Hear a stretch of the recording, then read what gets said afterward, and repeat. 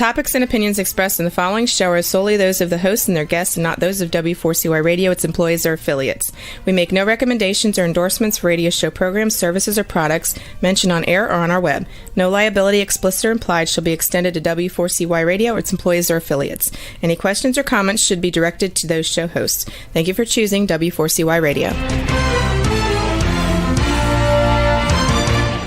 Welcome to the Ask the Expert show on W4CY Radio and Talk4 TV, where we bring you educational information from top local experts in the fields of legal, health, financial, and home improvement. Now sit back and listen to experts in family law, association law, hearing loss, business brokers, home care, along with many other topics. Now here are your hosts, Steve-O and Sophia. Hey, good afternoon, Houston. Welcome to another Ask the Expert show, where we bring you the finest experts in the field of legal, health, financial, and home improvement. We do this all over the country. We do about 80 shows a week. And I got to tell you that for every show, I write out an intro for our expert. But I got to tell you, this is one expert that we have who's been a long time expert with us. I don't need to write out anything. She is one of the finest attorneys. She practices estate planning law in Houston, and just what she has contributed to this show, we get so many letters, people just thanking us, because we have a little bit more of a mature audience, and they thank us for bringing attorney Julia Dean on our show. What an outstanding attorney. So when I do my intro with her, it's really more from the heart rather than something I wrote down, but she is absolutely one of the top estate planning attorneys. And you're going to see, sit back for the next 25 minutes, you're going to see she is a world of knowledge. And today we have taken many of your letters and text, your questions for her, and we're going to present those to her. So we hope we get one of your questions in. Good afternoon, welcome, and Happy New Year, Attorney Julia Dean. Happy New Year, Steve. It's great to be here, and thank you for your kind and gracious introduction. From the heart, I just, I don't know, there's so many different areas of law, but when it comes to estate planning, I think you have to really have a heart for it. You deal with family members, you're dealing with, a relative who's just passed away, and it takes a certain type person, which you are, to work in this area of law. And I tell you what, the people of Houston are so lucky to have your firm. Oh, thank you. I love it. It's my sweet spot. I just love meeting with people and just getting to know them and what their desires and hopes are so that we can change your life for the good. Well, I tell you what, the first time I received an email from you and it said blessings, and I just knew. I said, "Oh, this is wonderful. I've got a attorney here that loves the Lord as much as I do," and she just puts that into all of her effort. You know what? Let me let you share with the listeners and viewers. Tell them about your firm, Julia. Well, I've been practicing over 30 years, and I started out in litigation, and I realized that was not I could do it well, but it wasn't my area. I just missed, I came into this so I could really proactively help people. And I was seeing that being in the middle of conflict was not really where I wanted to be. I wanted to help people and proactively plan and avoid some of those problems. So, after about 15 years of commercial litigation and civil appellate law, I ended up thinking what would really be something that would be an area that I could use my gifts to really help people, as well as help just strategize and use this the strategy and research and writing and skills that I've been given. And it really landed on estate planning. And so I immersed myself in estate planning and the related areas of law, which are like elder law and special needs trust planning and guardianships, because they all intersect together. And so I started my law firm about 17 years ago. And so having that background of litigation has really helped me form the kind of work that I do to really prevent problems, because I know what happens on the other end.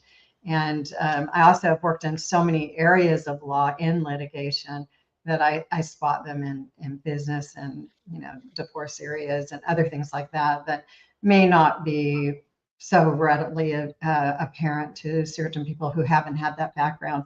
So I'm grateful for that. I'm grateful for the background, because I feel like that gives an added value to the clients when they come in. And so for me, I just want to sit down with them, find out what their desires are, and help them craft the best plan for them, and avoid some of those areas because I'm anticipating those things.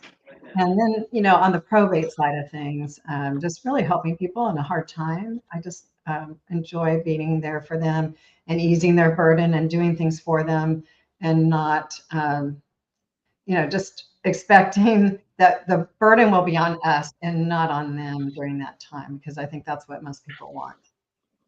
Julia, there's such a stigma about estate planning, something about the word estate.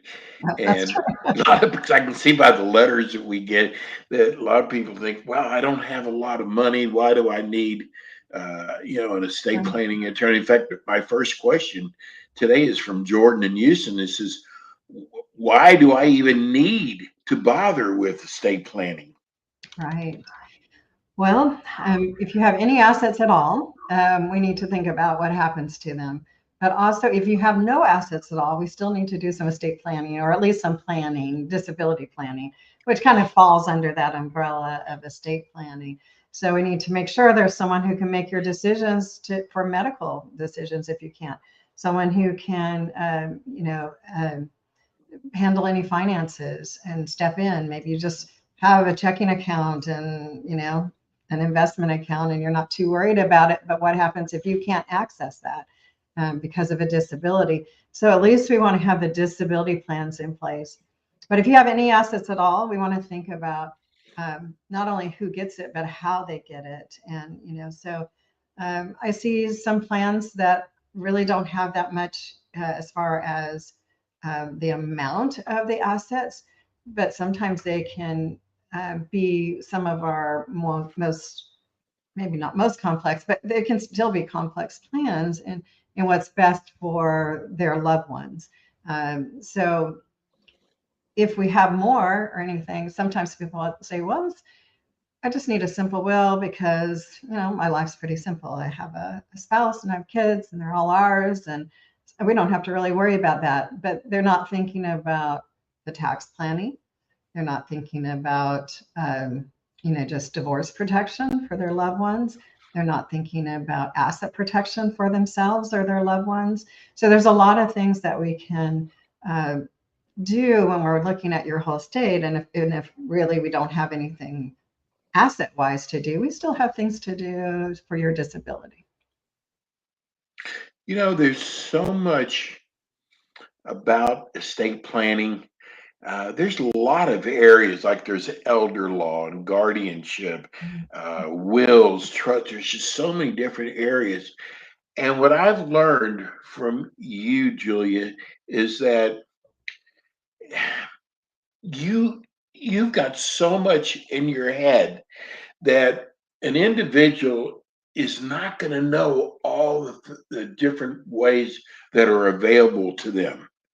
And you open that up, you give them reasons that they should do certain things. I mean, you don't tell them what to do. You show them different ways and let them decide. But some of the things that I've heard you say, I would have never even thought about. And that's the thing. That's why we do complimentary consultations for our estate planning. And so that you can come in and talk about it. Do I need this? What's important? And so we can analyze it and give you some options. What is best for you? If we see that really there's just smaller things that need to be done, then we do the smaller things. If there's more complex things that need to be done, then we'll offer you the options of those more complex things for asset protection or other things like that. So, we just want to make sure we're doing what's best for you, and interweaving that with your desires, so ultimately you're getting to the goal that you want to be at. Well, here, let me go to our next questions from Barbara in North Houston. She said, when I am dying, I just want to be made comfortable. I do not want heroic measures taken to keep me alive. How do I accomplish that?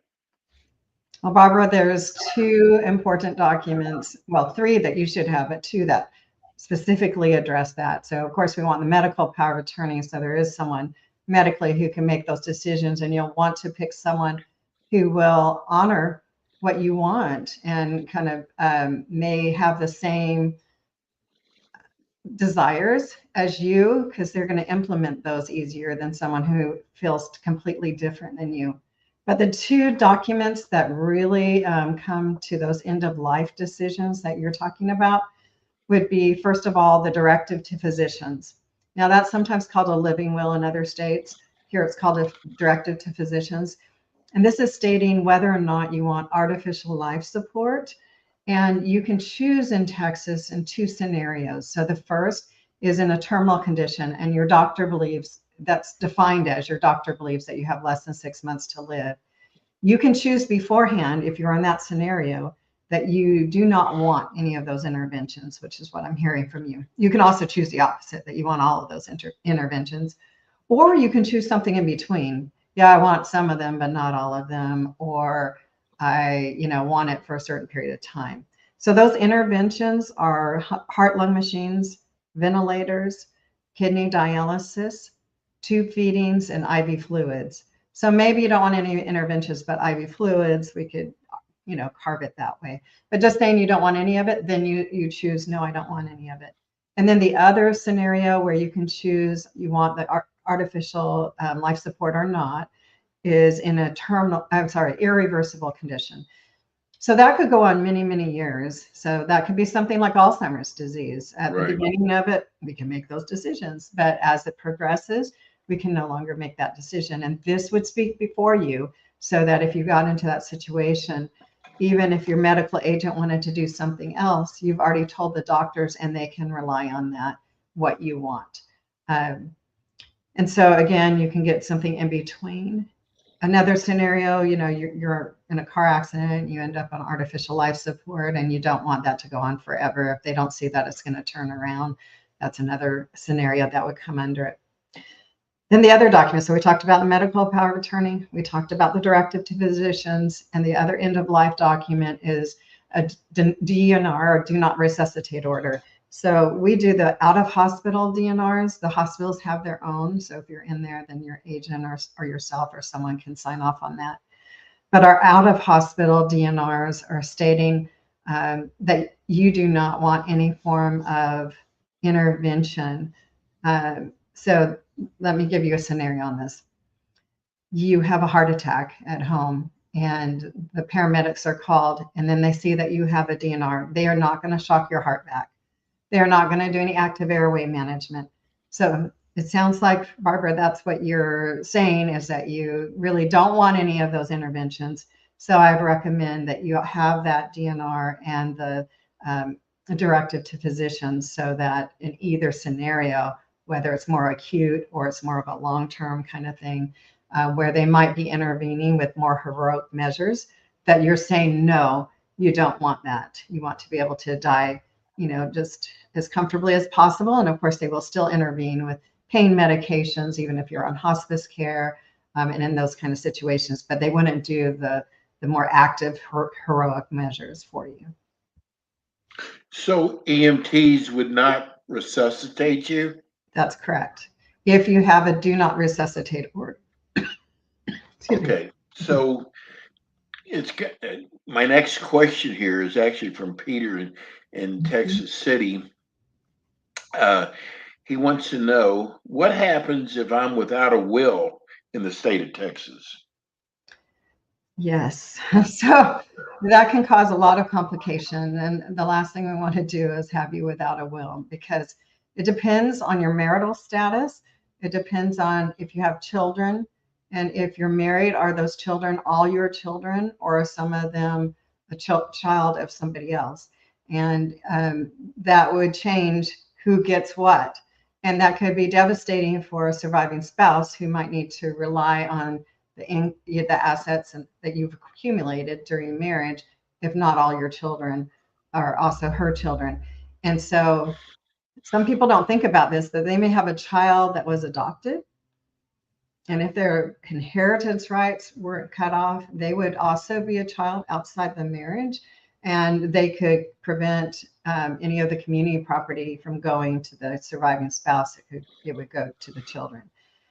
So sometimes there's unusual situations where we end up with other children out there that we're not really thinking about anymore, maybe because they have been adopted out, or just, there's another parent and they're taking care of it. So we want to make sure we're thinking about, the impact that has on our family.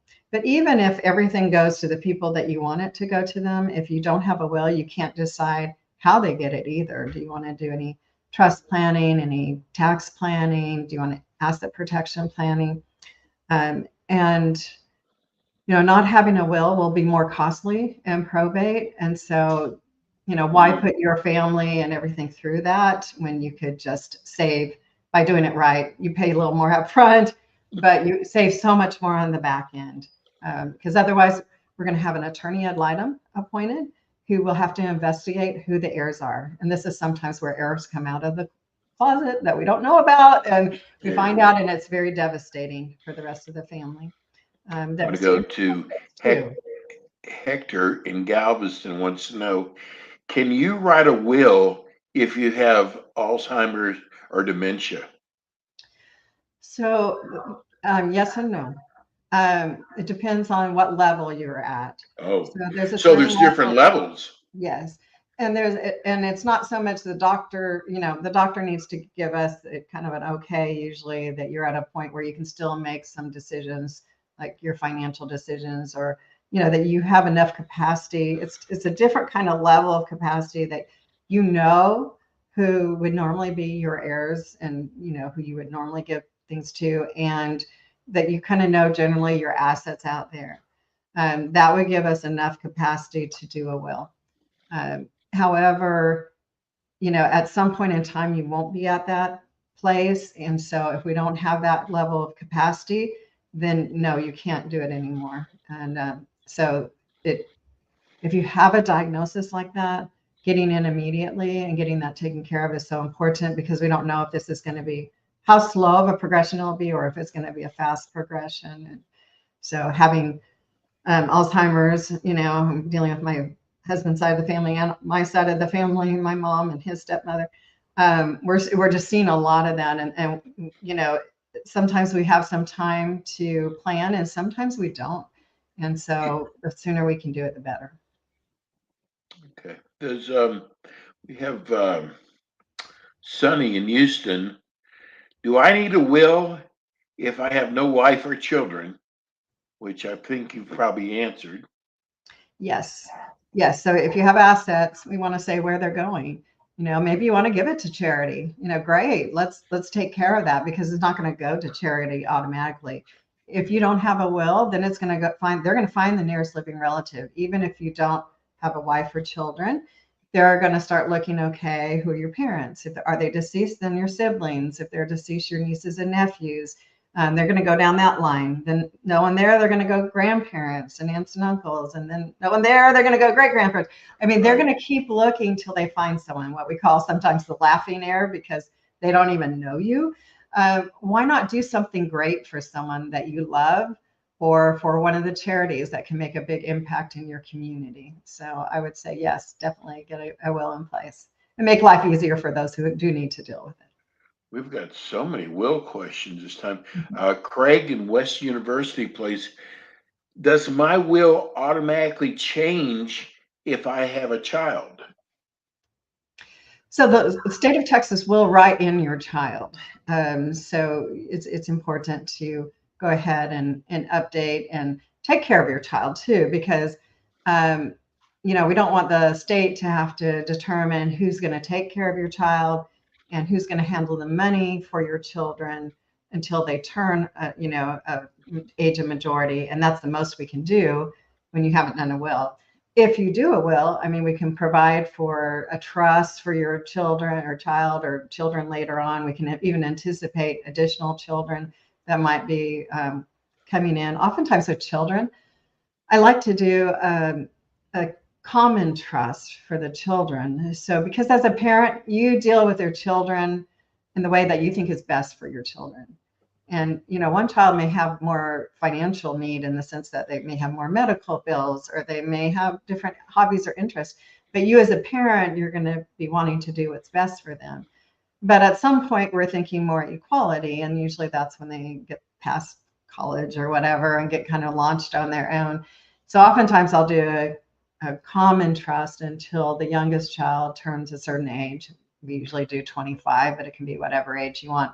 And then we separate it into separate lifetime trusts. And the reason I do lifetime trust is it gives us the asset protection, the divorce protection for your child. So the money always stays with your child and not a divorcing spouse and a new family.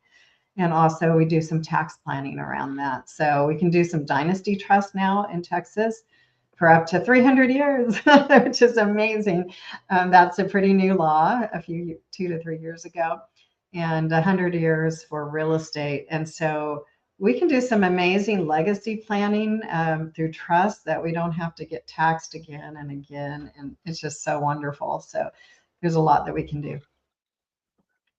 We also have, believe it or not, Julia, several questions about pets.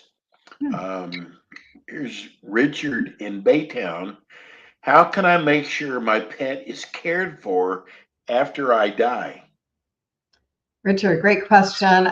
There are pet trusts out there, and we can choose a caretaker for your pet or pets if you have more. And we can name them now. We can name successor ones if they can't do it. And we can even set up a pet trust. I mean, we're limited in how much we can put in it, but it's a pretty hefty amount. And that can be used to pay for their needs, vet bills, food, whatever, throughout their remainder of their life.